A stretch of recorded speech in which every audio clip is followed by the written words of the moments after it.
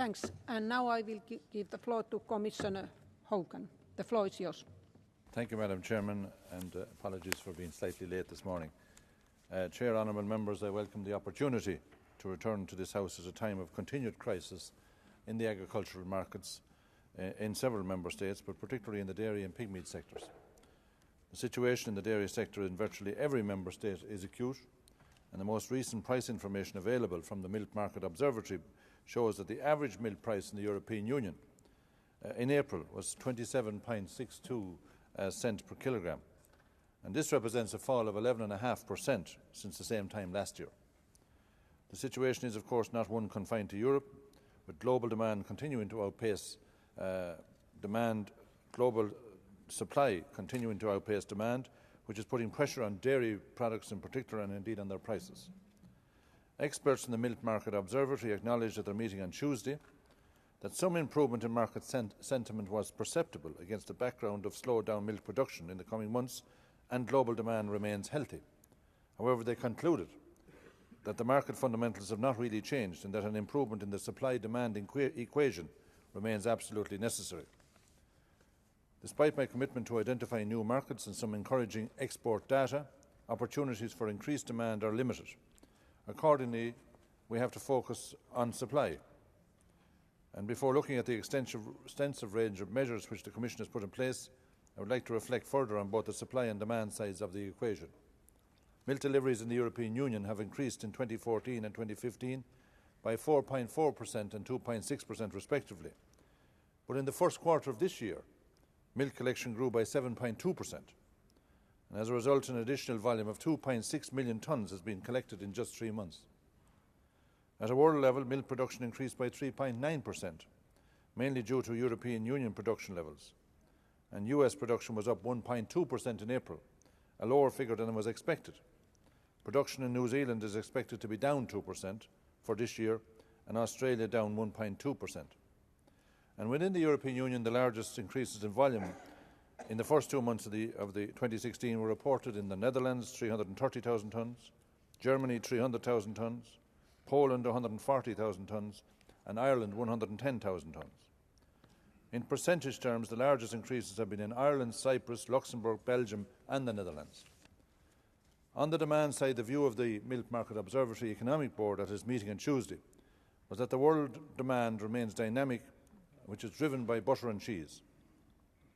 European Union export data supports this view, with dairy exports having increased by some 13% in the first 2 months of this year, with particularly good figures for butter, which were up 17%, cheese 13.4%, and double-digit growth in import data from China confirms its recovery.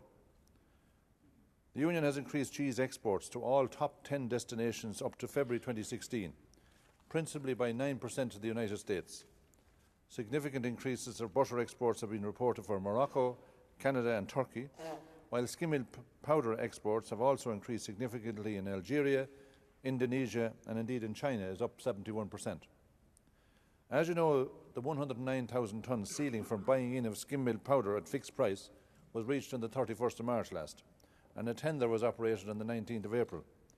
The maximum buying in price was fixed at the level of the intervention price, and some 27,000 tonnes were additionally bought into intervention. On the 20th of April, buying in at fixed price resumed under a double ceiling up to 218,000 tonnes, which was reached yesterday. In view of this, the Commission will be proposing a further increase in the ceilings up to 350,000 tonnes.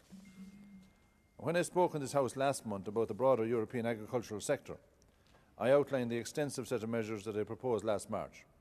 Today I will focus on some of the specific measures that are providing significant support to the dairy sector and without which the current situation would be considerably worse.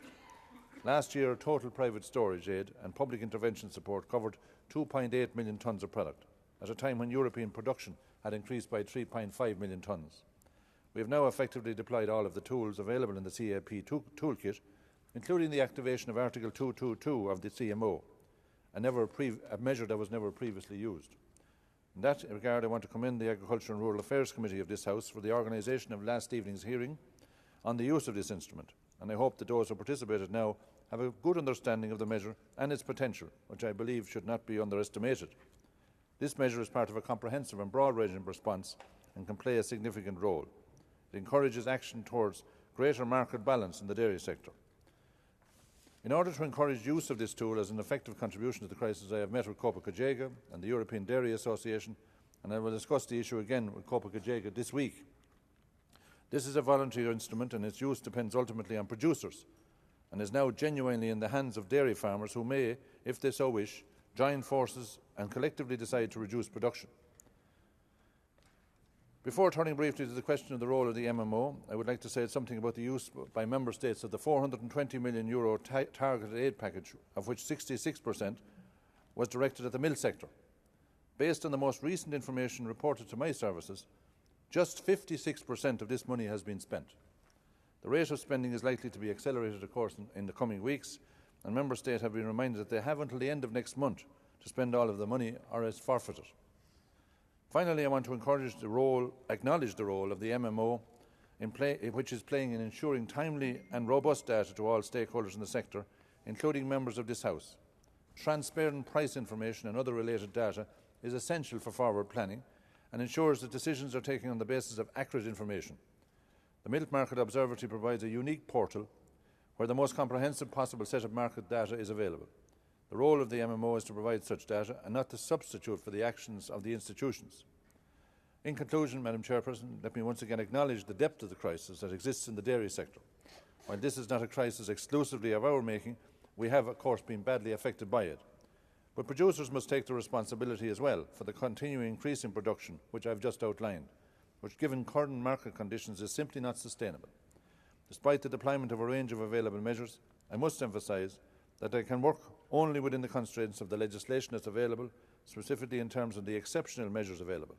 This was the outcome of the 2013 reform, in which you and the Council reaffirmed the market orientation of the CAP.